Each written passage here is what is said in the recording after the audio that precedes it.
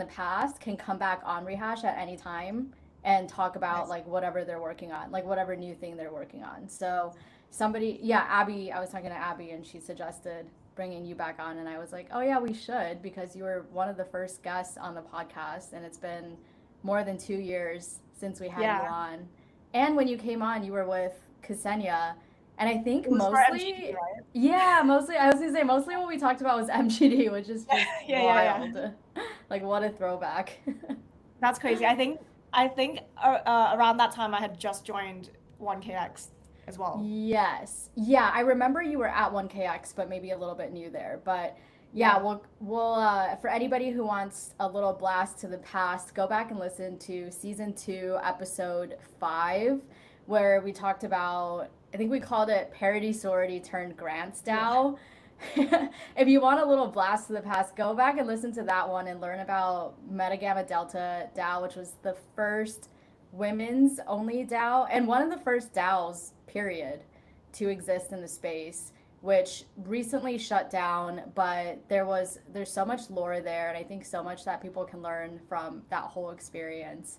And it's cool that with, what MGD started, now we have things like SheFi, and we have like all of these different women's groups in crypto, and we have Rehash where more than 50% of our guests have been women.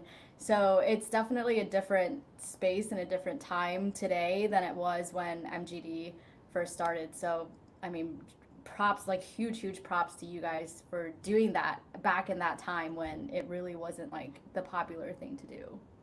Yeah, I mean it's really incredible to see where we're at now as well, just like the individual members of MGD. I think a lot of the members when we first joined the DAO, a lot of them were like exploring Web3 for the first time and kind of like trying to see what their role could be within crypto. And now we have, people who are like head of Yeah. strategy, and like we have like, people who have gone through acquisitions, founders, yeah, and then we're all still close friends. We just had a small reunion at ECC a few weeks ago. Oh, nice. But yeah, truly, like the people that were part of MGD back then are all like women leaders, like leaders in the crypto space now. It's so cool to see, and um, I think we'll see that the next wave of that with SheFi people graduating from the Yeah. SheFi cohorts. We'll see that in a few years, like a lot of those women probably in leadership positions and building really cool things. So I just love it, but people should go back and listen to season 2, episode 5. It was from more than 2 years ago, which in crypto Yeah. years is like 2 decades, basically. So, but we have you back today to talk all about smart account abstraction, especially as it pertains to wallets and giving us better UX. That's something that we've been talking about in the space for so long. Is we need better UX, better UX. That otherwise we can't onboard new people to the space because it's too difficult to get set up.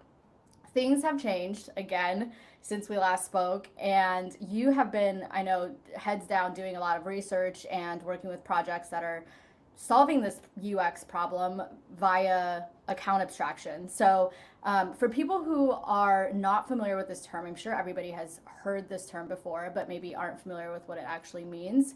Let's just start like really basic, really high level. Let's talk about what do we mean when we say account abstraction, smart account abstraction, modular smart account abstraction. Are these all referring to the same thing or slightly different things? And just give us like the high level overview of what these things mean.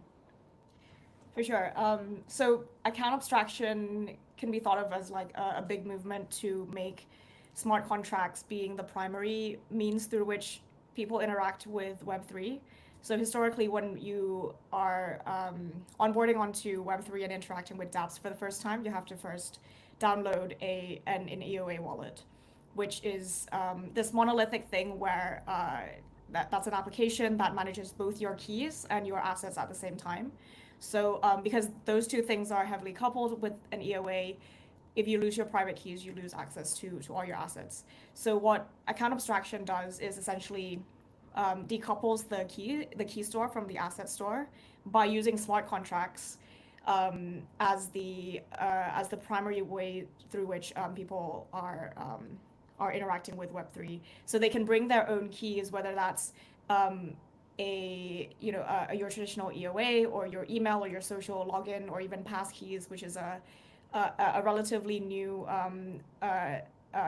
way to do passwordless login even within Web 2, um, to secure your crypto accounts, and then having the smart contract store your assets, and then you can have different means of you can have like different rights on which keys can do what with the assets, right? You can have things like spending limits, so that even if you lose one key, like certain keys can't move too many funds in and out of the account, and you can do key rotation as well. If you lose your key, you can like do recovery. So it's just a way to making wallets and the means we interact with Web3 more programmable and flexible.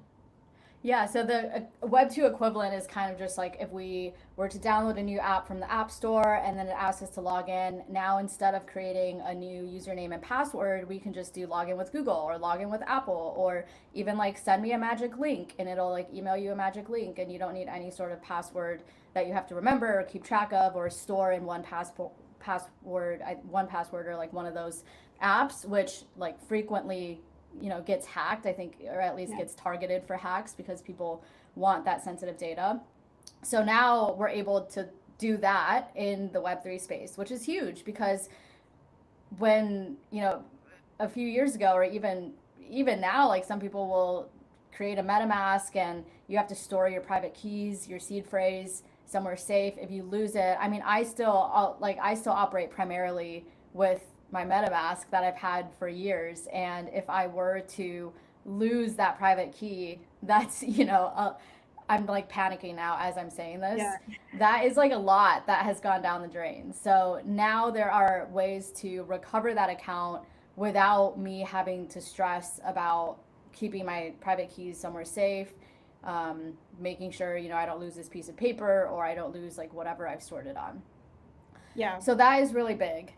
One question that I think people had in the past with things like I guess like apps or platforms that would that would help you with account recovery, is this question about like centralized versus decentralized. So people wanted to be able to manage and or sorry, with custody, like self custody, or having the platform custody for you.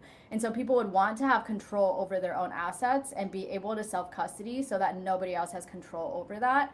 But then you have the added stress of having to keep your private key somewhere safe, having to remember all of that, whatever.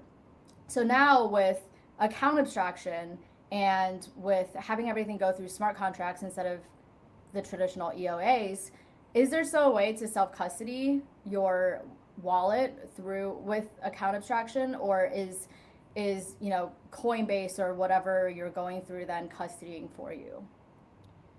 Yeah, I mean, it's definitely a tiered approach, right? And the custody versus non-custodial thing, you have more options now to onboard first with like the easiest UX first, so that you can get started on a dApp.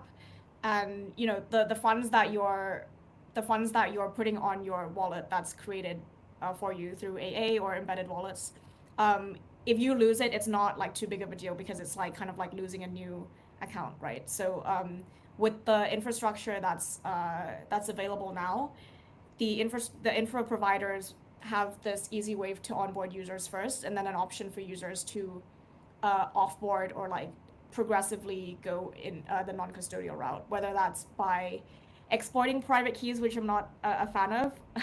So it's like non-custodial that way, because you can like export the private key of the wallets that's been created for you onto your MetaMask. Mm-hmm.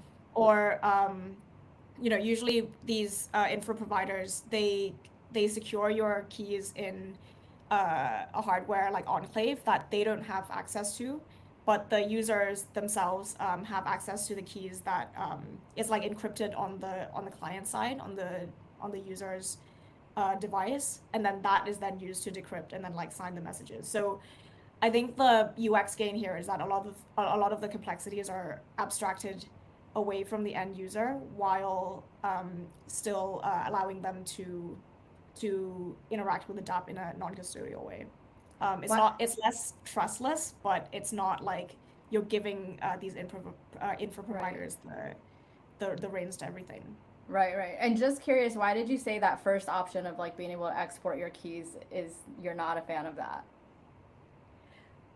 I feel like private keys in general, like it should be, it's eventually gonna be something that only the power users, the cohort of power users have to know about. I don't think we'll get to a point where, my mom will know to export her private key if she wants to like interact with a wallet that's been created on one app and like want to use it in another app.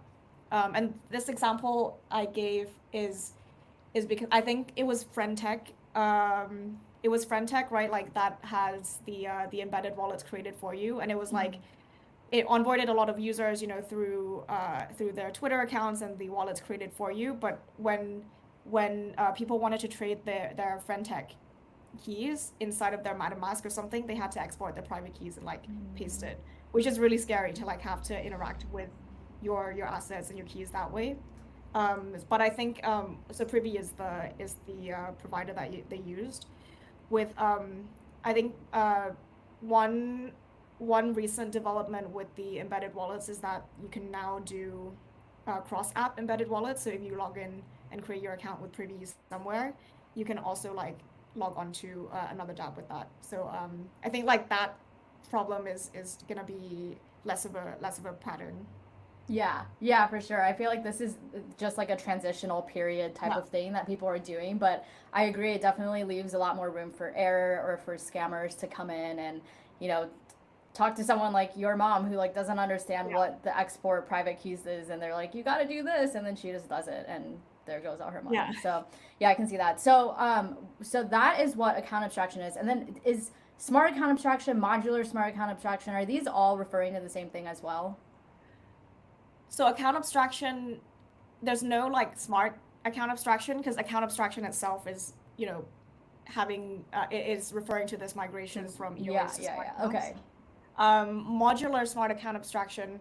So modular smart accounts is like an emergent sort of smart account architecture that basically allows smart accounts to have like a core implementation and then that core implementation being extensible via modules. So if you think about it like, you have your crypto account today, you can install modules like social recovery and email recovery and things like automation and DCAing. So it's split into like two different module types, validators and executors. So the validators will refer to things like you know um, new key signature types, and then the executors would be things like automation. So it's basically allowing your wallets to have more extensible, flexible way to expand on its features. That's up to the user. Or if it's an embedded wallet, then it's up to the dApp developer to like install the modules that make sense for their user flow. And the gain and what this allows us to do is maintain like a core, like really secure implementation for smart accounts, but at the same time turning these smart accounts into a developer platform and new distribution channel for Web3 products and services. So for example, there's a protocol called ZK email that allows you to recover your accounts basically through email. And they recently partnered with Rhinestone to build a recovery module. So now if you lose your keys to your smart account, you can use like your private email to recover it.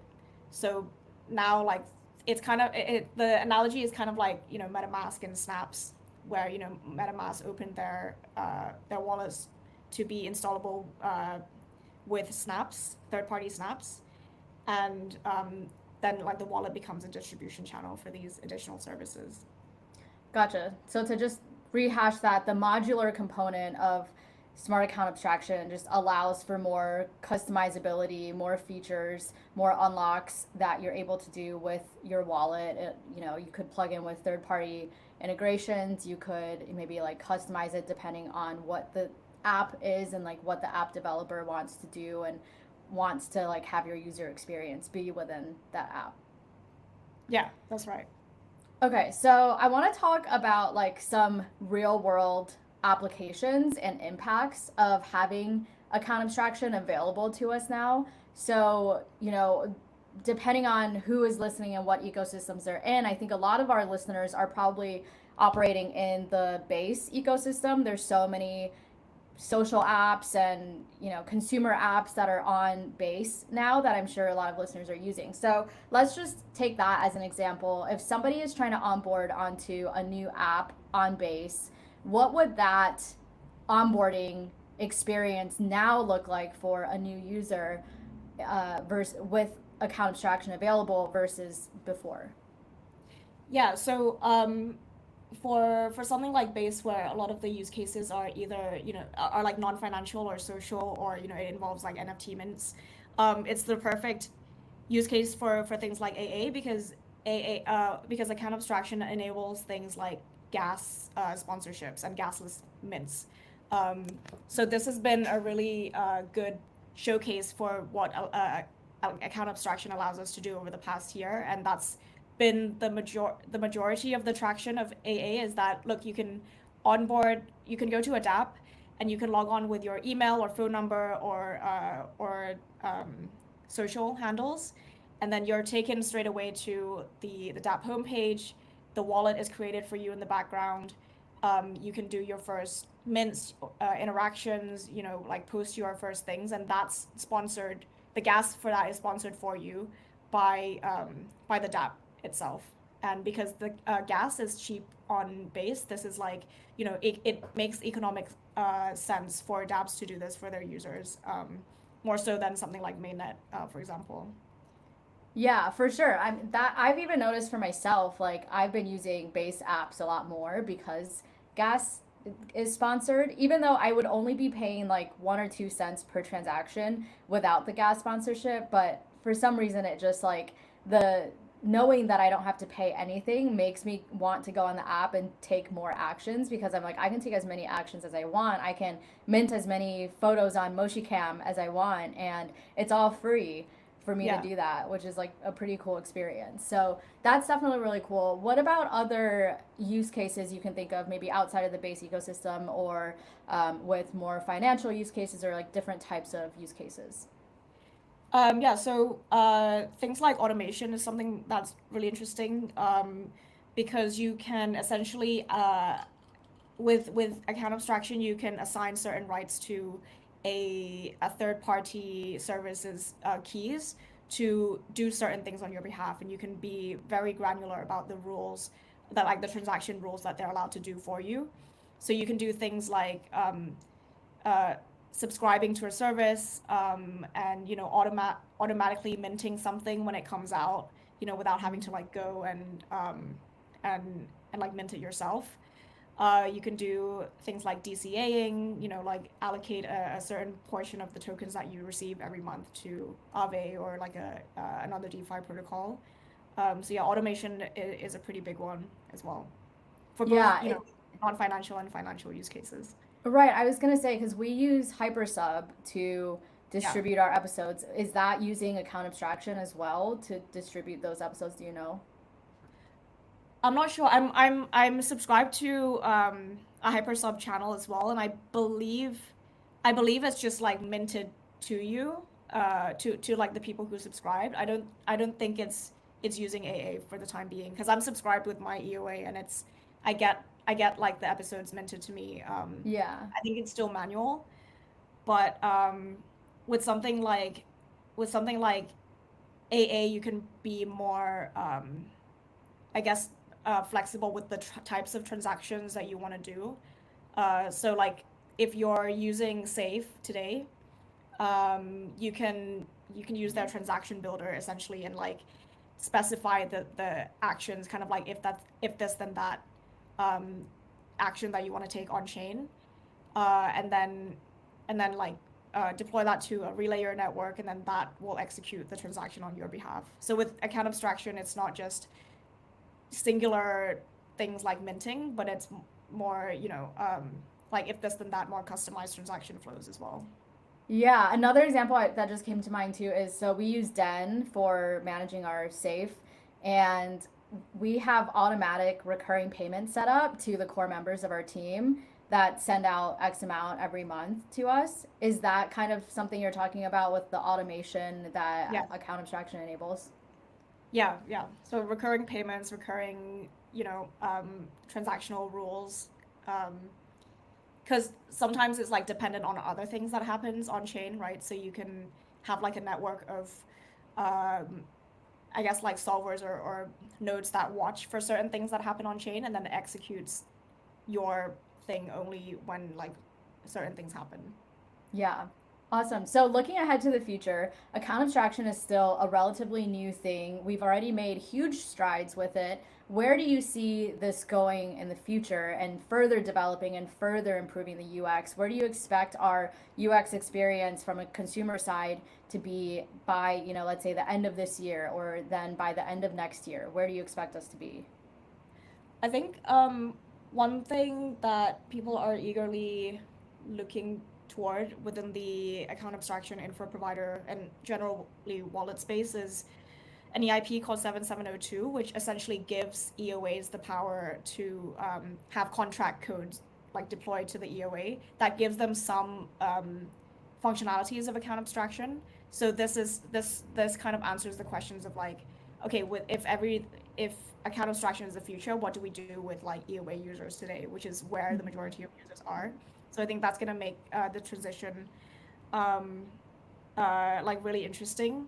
It's Is also is the that Is yeah. that, sorry, is that aiming to get rid of EOAs? Like, do you think EOAs will just become extinct in the future or will they serve a different purpose? I think it will serve a different purpose. I don't think they'll become extinct. They'll just be like another category of wallets that you can use for certain things. Because you still need signers to a smart account, right? So the EOA Right. can be an option for people to use like as a signer. But then the smart accounts are like where you would hold the majority of your wallet, of your assets. Okay. Makes sense. Yeah, yeah. Sorry, I know I cut you off, but Um, no worries. And then, yeah, I guess the the other thing is that like I think in within the consumer Web3 space, people are already used to the new onboarding flows, right? The social login and then kind of like things are basically gasless and sponsored at this point. I think that's going to be the new sort of table stakes for dApps that launch because yeah, like people aren't gonna buy the native token to like interact with a new dApp anymore. Um, and yeah, I think modular accounts is something interesting to watch. Um, I think it's like hard to picture right now what that looks like as an end user, to imagine installable components to your wallet because so far the wallet experience has been developed by like one team. But when you can discover and like install new components, that would be really interesting.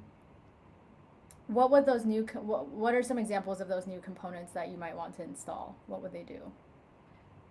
Um, so there's two ways that they can be installed. They can be installed by the end user or the dApp that creates the smart account for you. I think the dApp deciding which components to include for the end user is going to be the first way that people see modular accounts. So if you're building a DeFi application, for example, that has some automation features, they might create a safe, for example, for a user that comes pre-installed with modules like passkey recovery and some Okay. automation one. And I, as the end user, might not even know that it's like a modular thing.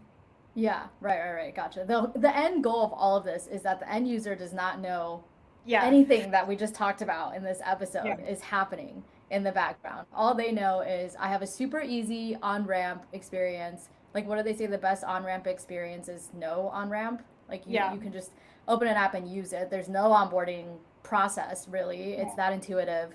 That's the end goal. And I don't think we're that far off from it at this point, especially with yeah. gasless stuff. Oh, I was also going to ask, do you think then in the future with these gasless sponsorships becoming the norm, that apps will need to have more money or more runway in order to launch and be successful because users will be expecting that all of them are sponsoring gas.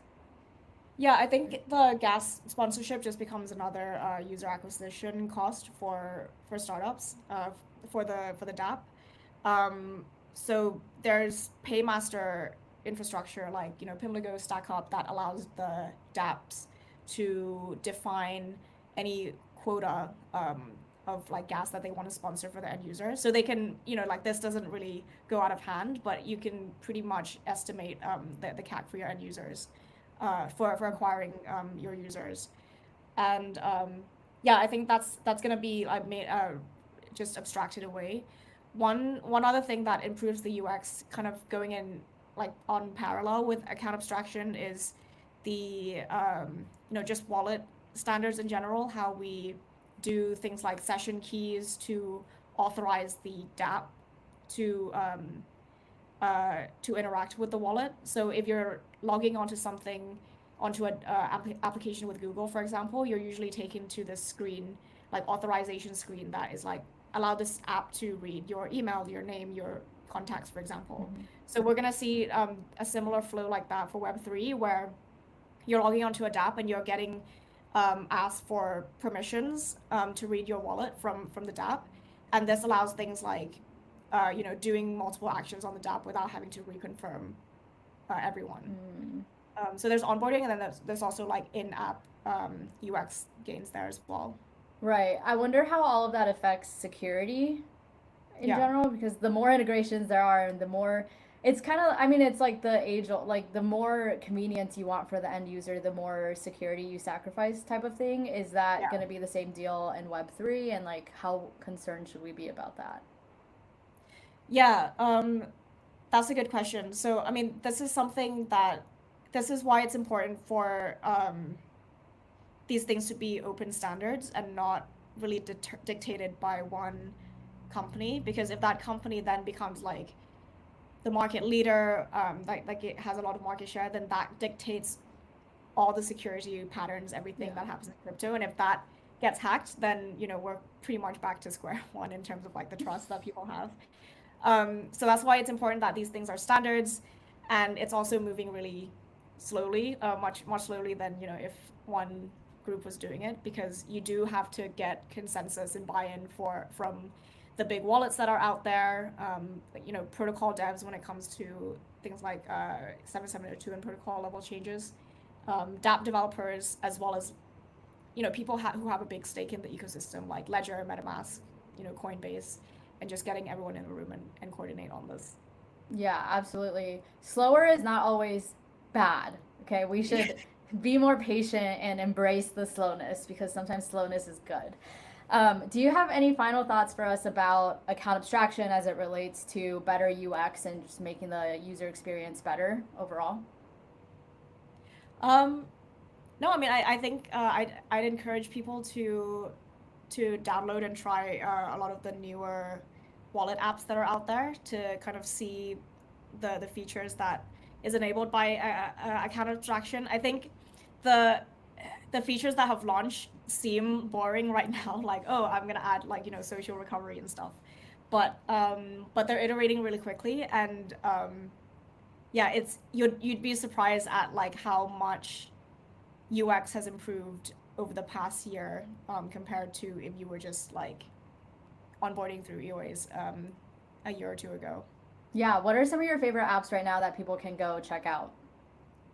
I've been playing around with Brahmafy, Brahma.finance. I've been playing around with uh, Infinex as well.